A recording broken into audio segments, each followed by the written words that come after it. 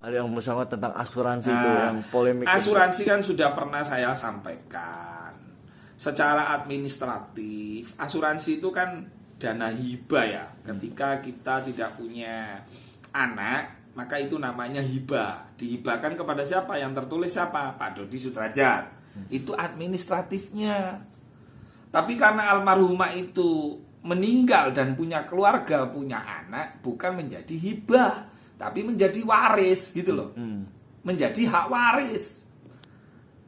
Nah, hak warisnya siapa? Nah, makanya di dalam Islam, orang yang asalnya dapat warisan, lalu kemudian dia terhalang, al-mahjub, terhalang oleh kehadiran cucu tadi itu, anaknya almarhumah, maka warisan itu jatuh kepada Gala. Karena Gala sebagai orang yang paling dekat dan dia mendapatkan hak waris itu. Kenapa hak waris kok nggak ke kakek ketika ada anak? Kakek itu kan harus nggak punya masa depan, toh, Pak. Betul nggak? Kalau anak, kalau cucu punya masa depan gitu loh. Jadi makanya hukum itu pasti berdasarkan logika. Nah sekarang makanya saya berharap umur yang sudah tua menjadilah orang yang kullu bani Adam khata'un wa khairul khata'ina tawabun. Setiap anak Adam yang manusia pasti punya dosa, dan sebaik-baik kakek bertobat kepada Allah dan memperbaiki gitu loh. Nah caranya gimana? Nah ini kan haknya Gala tuh ya, walaupun secara administratif itu atas nama Pak Dodi Sudrajat, serahkan sama Pak Haji Faisal. Sampaikan aja apa adanya, karena Haji Faisal sebagai walinya Gala gitu. Pak Haji ini, makanya kemarin ketika Pak Haji Faisal menanyakan masalah asuransi, terus dimosomasi, itu keliru. Orang bertanya aja kok disomasi.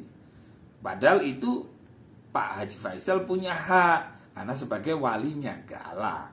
Nah kalau saya menjadi Pak D misalnya, inisial D misalnya, ketika saya dapat itu, ya saya menghubungi Haji Faisal, tak sampaikan, Pak Haji, ini alhamdulillah asuransi sudah cair.